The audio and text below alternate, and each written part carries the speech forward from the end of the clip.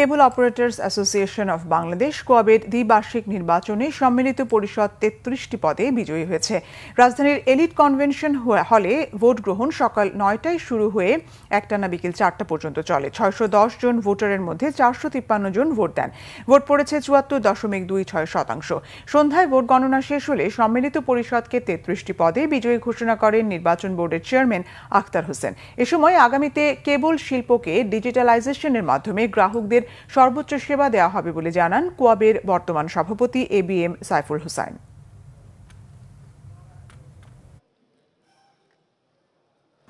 সর্বোচ্চ ভোট যে পেয়েছেন এম রেজানুর রহমান রুমি 426 ভোট পেয়ে উনি বিজয়ী হয়েছেন। Sanowar Hossain Dipu charming cable TV network 425 vote পেয়ে বিজয়ী হয়েছেন। Mohammad Rezaul Karim Lablu friends satellite cable TV network 423 vote পেয়ে বিজয়ী হয়েছেন।